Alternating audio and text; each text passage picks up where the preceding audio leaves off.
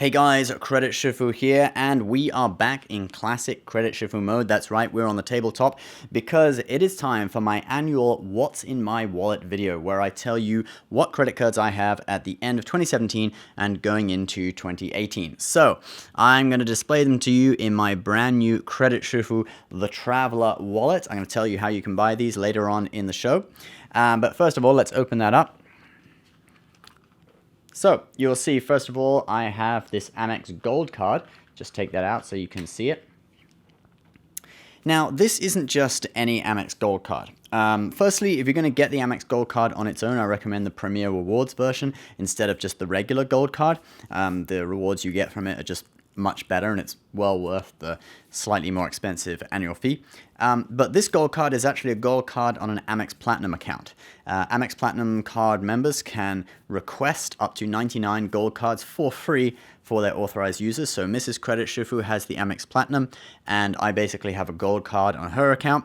Now, I phoned up to check with Amex about the point earning on these gold cards, and they actually earn the same point categories as the Amex Platinum. So you get 1 point on everything, MR points, American Express membership rewards points, and you get 5 points per dollar on air tickets booked directly with the airline or prepaid hotels booked through Amex Travel, and also air tickets through Amex Travel.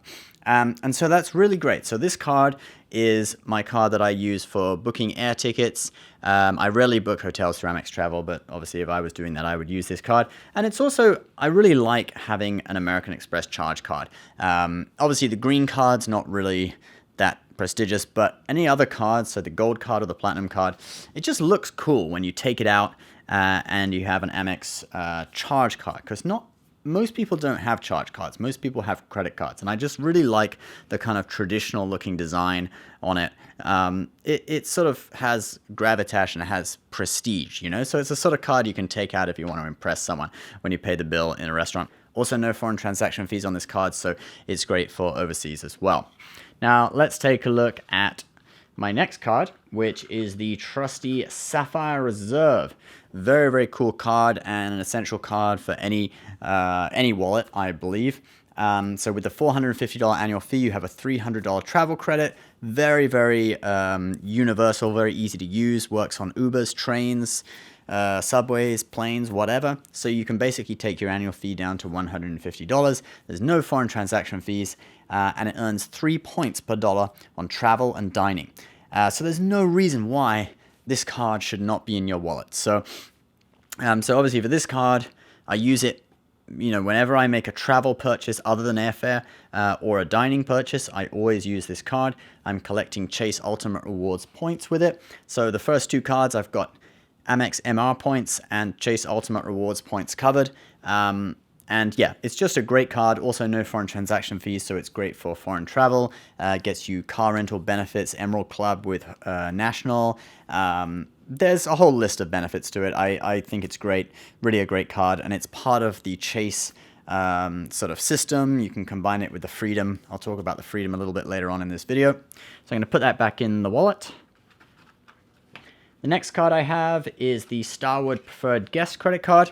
And this credit card was in my wallet last year when I did this video, so not much has changed since then. I still keep it in my wallet because Starwood points are, some of the most valuable points. They're worth a lot.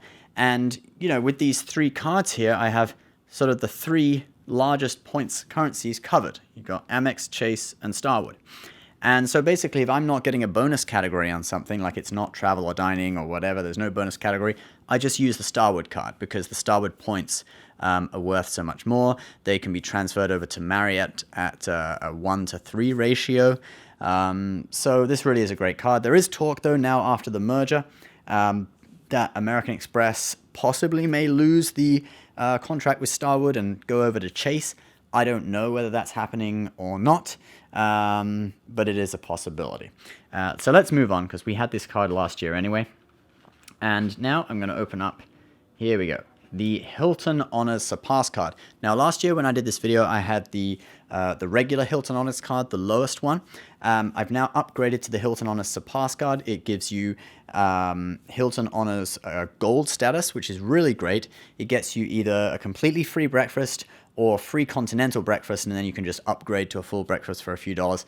You know, at basically most of Hilton's hotels. I had the free breakfast at DoubleTree, and at the Beverly Hilton had to upgrade for $10 per person, but it still saved me a lot of money on breakfast. This card is $75 per year, but it earns 6 Hilton points per dollar back at US restaurants, US gas stations, and US supermarkets. So this is basically my groceries card. I always use this when I go to a supermarket, and I earn 6 Hilton points per dollar. Also at gas stations, I use it unless the Chase Freedom is having a 5% gas station promotion. US restaurants, I don't use it because I've got the Chase Sapphire Reserve and I'm getting 3 Chase points per dollar, which are worth more than Hilton points. So 3 versus 6, it's kind of a similar ratio.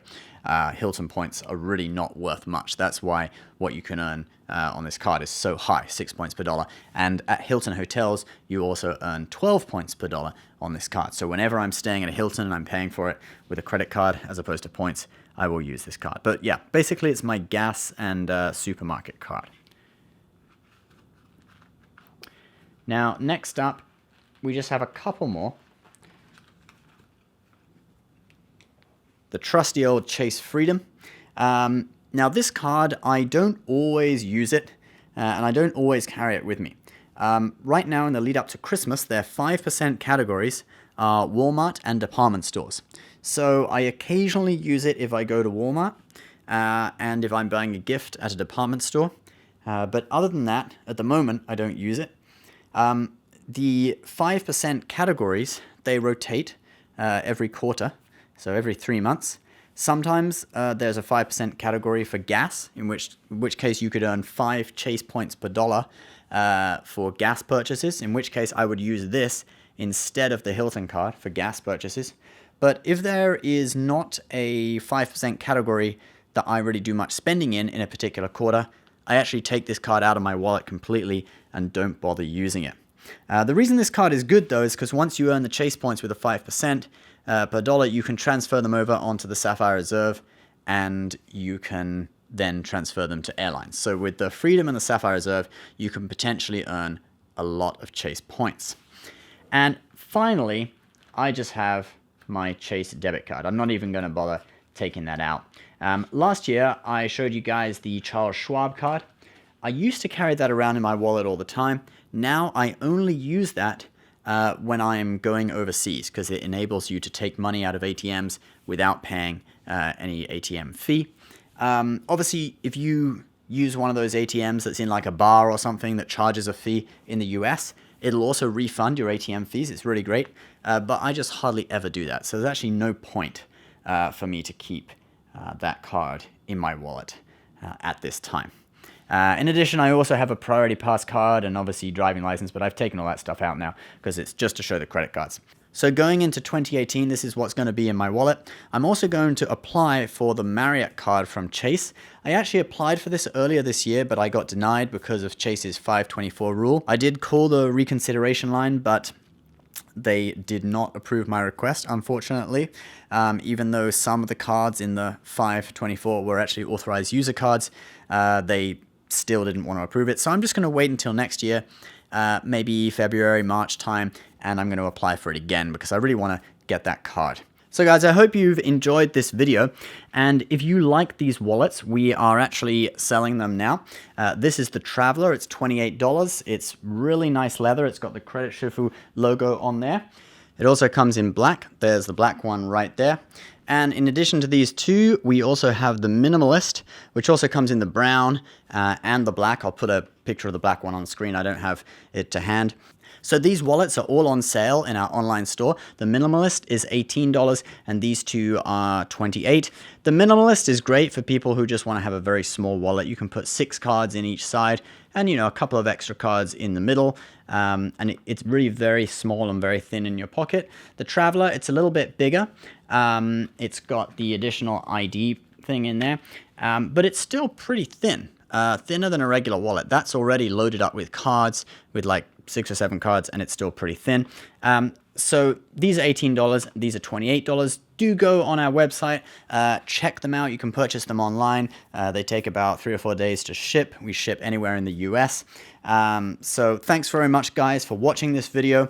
Please leave your comments underneath. What cards are you going to be applying for in 2018? What cards do you have in your wallet now? I'd really love to hear from you. Perhaps you know some exciting, fresh deals that I don't know about. Okay, guys, please subscribe if you're new. Give this video a like, and we'll see you next time. Bye-bye. You and me are bored of regularities.